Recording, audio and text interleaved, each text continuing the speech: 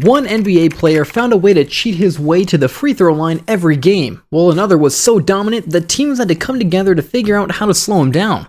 These are the NBA players that forced rule changes. And first, we gotta talk about Reggie Miller. See, way before Steph Curry and the crew took over, there was Reggie Miller. Reggie was a straight-up legend, known for dropping bombs from beyond the arc, especially when the pressure was on during the postseason. But here's the deal. His game wasn't just about sinking threes. He had a whole bag of tricks he pulled out back in the Indiana Pacers' glory days. But there was one go-to move that made him famous, the leg kick.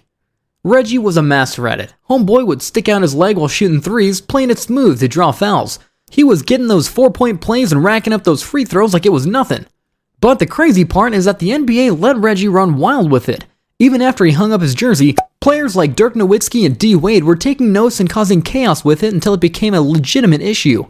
So, 7 years after Reggie called it quits, the NBA had to step in and drop the Reggie Miller rule. They started hitting shooters with offensive fouls if they tried to pull off that leg kick move to draw contact and fouls. So yeah, it's a whole different ballgame now. You try to pull off that move, you're catching a foul. And speaking of drawing fouls, Kevin Durant has also had a controversial past. Back in his early Thunder days, this dude was straight up unfair. Imagine a 6'10 baller with a crazy do squat about it. But you know how it goes. The league had to catch on and switch things up to keep KD from working those angles too much.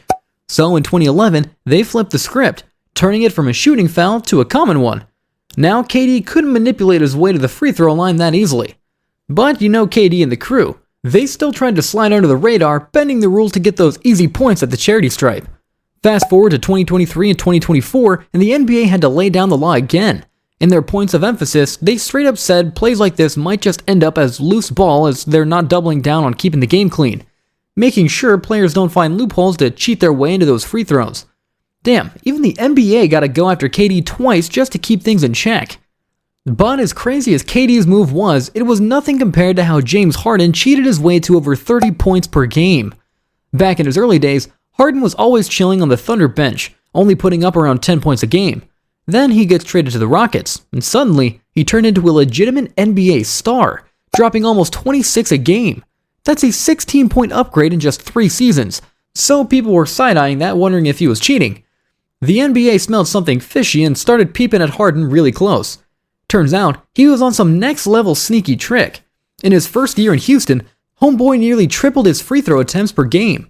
Just to break it down, from 2012 to 13 to the 2017 to 2018 season, Harden shot a whopping 1,225 more free throws than anyone else in the league. That is some next-level stuff. And his go-to move for getting these free throws was that Harden would lock arms with defenders, playing it off as if they fouled him. It was crazy effective, and the league had to drop the Harden rule in 2017. No more drawing fouls by forcing contact, and if you ain't already in the shooting motion when the whistle blows, it's just a common foul. Fast forward a few years, and that Harden rule hit my man James where it hurts. His offensive game took a nosedive when he couldn't hit the free throw line like it was a buffet.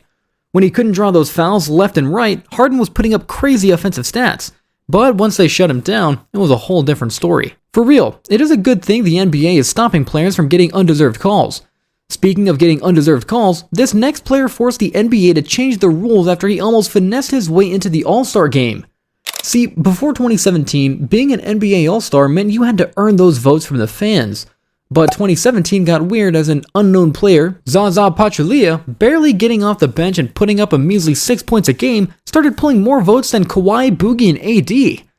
Absolutely, no doubt Zaza's All-Star push was a head-scratcher. It was like Common Sense 101 that he didn't belong with the stars. The NBA smelled something off. A bench player was about to be a starter. Turns out, Zaza's from Tbilisi, Georgia, Europe, not the one in the US. So the whole country with over 3.7 million people rallied behind him and were racking up votes for him. But let's be real, he wasn't on the same playing field as the stars. To dodge that embarrassment, the league had to lay down the Zaza rule. They started counting players and media votes, making fan votes worth 50% less. No more sliding into the game just because you're a meme or the home country sweetheart. Now you've got to earn that spot on the court.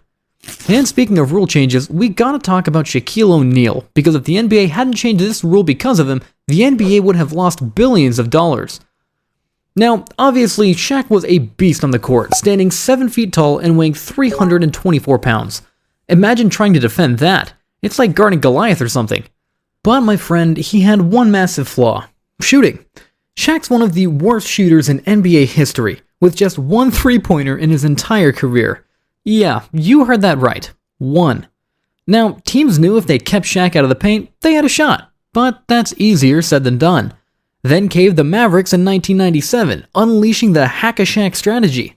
They intentionally fouled Shaq, sending him to the free throw line, imagining being so bad at shooting that teams willingly give you free throws. And let's be real, Shaq's free throw game was tragic. Teams knew he'd maybe make one free throw at best, so the Hack-a-Shaq became a thing. Shaq got furious, storming into the commissioner's office, straight up threatening to throw hands if they kept fouling him, saying, "Next time someone Hack-a-Shaqs me, I don't mind taking 15 to 20 games out." See, David Stern didn't budge, so the Hack-a-Shaq continued, making games drag on for over 3 hours with all those free throws. Fans were even booing their own teams. It got so crazy that the NBA had to step in and drop a rule: any foul away from the ball gives the other team a free throw and possession. The catch: it only kicks in during the last 2 minutes of a quarter, so it can still happen today. But at least they put a cap on the madness, but still couldn't stop Shaq. And there you have it, the rundown on NBA players who shook up the game and forced rule changes. Don't forget to hit that like button and subscribe to stay in the loop for more juicy NBA videos.